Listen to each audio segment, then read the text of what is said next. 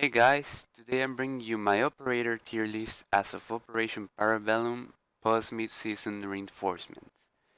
Now, keep in mind that this list may differ for some people, so I tried to make it as unbiased as possible and focus on my experience with this game. So without further ado, let's get right into the video. On S tier, we have the top operators. They're extremely useful for the team and can make the difference when attacking or defending. On the attacking side, we have Ivana, who, as I said in my previous video, is just too good. She has the same function of Thermite in a smaller scale and from a safer distance. Then we have Thermite, who along with Thatcher make a great team. Thatcher can get rid of mutes and bandit batteries, while Thermite uses his exothermic charges to blow the reinforced walls, which make attacking quite easy. Lastly, on the attacking side, we have Sophia. She has a great gadget that brings a lot of utility to the team and a claymore to complement her kit. Moving on to the defensive side, we have Mira, who I dare say is the best anchor in the game. Her gadget is perfect to keep attackers off the objective or just holding a room or a hall. Then we have Bandit and Mute, that pretty much serve the same function of keeping Termite from opening the reinforced walls. Bandit can bandit trick, which is putting the battery on the wall at the same time Termite puts his charges, and Mute can also negate global abilities like Lion's Drone or the Kebi's Calls. After that, we have two operators that are usually used in bomb game mode, but can be effective on others as well. Smoke is perfect for negating attackers to plant or hold angles in the objectives with his gas canisters. An Echo can stop plants when he stuns enemies with his yokai drone, or just stun them so you have a better chance of killing them.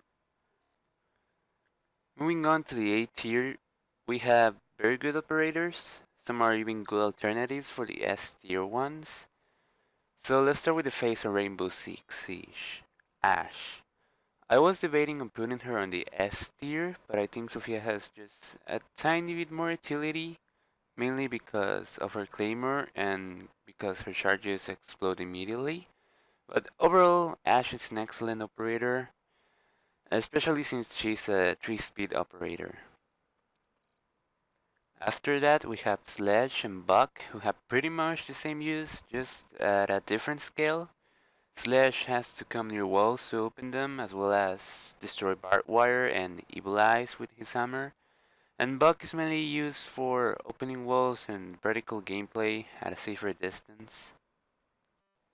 So next we have Finka, who has an excellent global ability. She recently got changed. They removed her flashes and gave her nades, which is kind of weird since flashes complemented her kit way better. And also her ability got nerfed a bit, uh, from 20 to 10 seconds, but she's still an awesome operator. Then we have Twitch, who is kind of a Thatcher alternative, but also has her own functions.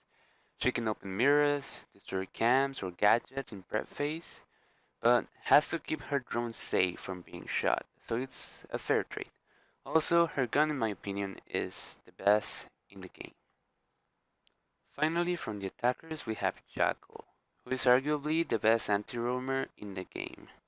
He could make A tier simply for his guns, because they are like lasers, and his ability is also really helpful when the team is attacking from different sides and you catch the roamers rotating. Moving on to the defenders, we have Lesion, who indirectly has many uses. His goo mines can be used for intel, damage, stopping Finka's boost, and annoying attackers. His guns are also pretty good, and he can be used as a roamer or an anchor, so maybe I should reconsider making him S tier, right?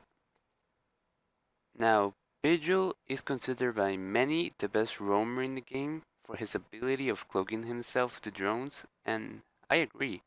I have died way too many times to a Vigil hiding in a dark corner, but I'm not the best of droners, so maybe it's cause of that.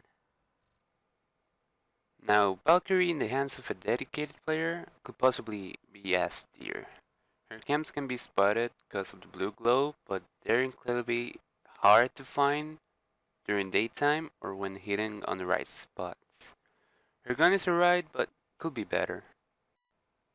Then we have the brothers in arms, Rook and Doc. Rook's ability is simple: put down the best during prep phase. It helps the team a lot, especially the roamers and late round. Doc's ability is, well, healing teammates, or himself when down, or damaged. Both of them have the same awesome guns with access to the ACOG. Last but not least, we have Jaeger. He's the only defender with access to an AR, which has great recoil and damage. He's a great roamer, but his gadget is more helpful to anchors. So what I like doing is always putting two on the objective on different corners and keeping one to myself if I go roaming. He's a good operator overall. Moving on to the B tier are all viable operators, but not necessarily must have. Starting with Lion, who is another anti-roamer operator that spots defenders if they move while his ability is being used, so in my opinion, it's very dependent on the situation and extremely useful if combined with great droning. Then we have IQ, who was supposed to be in A tier, but they changed her frags, which are mostly used to clear those strats from a safer distance. But she's still a very viable operator, just not as effective. Her guns are still awesome though. Now we have the most annoying toxic attacker in the game, Blackbeard. He has a shield that denies the one-shot headshot mechanic, which I find annoying, but nevertheless he's a good operator. He has a powerful gun and can hold his own in difficult situations, but doesn't have much utility. Next, we have Jing. She doesn't have a lot of utility, but is deadly if the defenders didn't bring a Jagger. Especially late round on that last push, she can stun the whole room and clear it. She's very fun to play with, and she has decent guns. Don't really like them much, but they're still good. Now we have Capital. He's a decent operator, don't really use him much, but he brings some utility with his smoke arrows. They are perfect for blocking Mira's view in the OBJ or for a covered quick plant. His fire arrows also are perfect for damaging or killing defenders in a hard spot. Dokebi is a decent operator. Her DMR is absolutely fantastic, and her SMG-12 is good at short range. Her ability can be quite annoying for defenders, especially if you have great timing and catch them mid-rotation, or kill them while they turn their phones off. And also she has access to defenders camps, which is extremely powerful. Glass is the sniper of Team Rainbow. His gadget is a thermal scope, which combined with his smokes make a powerful combination. Now we have Blitz and Montaigne, the two main shields operators for attackers. They are very useful if used on a coordinated attack, and both did a lot of communication, so I wouldn't choose them if I don't use a mic. Moving on to the defenders, we have Maestro. This guy has bulletproof machine gun cameras and access to an LMG with great hipfire accuracy and access to the ACOG. His gadget can be used to shoot drones down opponents or just distract them enough so someone sneaks by and kills them. Then we have Alibi. She's a very flexible operator with decent guns, and her ability is pretty fun to use. You're basically playing mind games with the enemy. Pulse is mainly used on maps that have multiple floors. He's the vertical place king. He can scan you from the floor below or above and C4 or shoot you without you noticing what happened. Very fun operator to play with. Capcan and Frost are the main traps operators in this game, so watch where you step when these guys are around. Cabeda is an awesome roamer, her pistol is extremely powerful, and her interrogations keep Such a glorious feeling of accomplishment. Maybe it's just me. So, she's a very fun operator to play as. Finally, we have Ella, and oh how the mighty have fallen.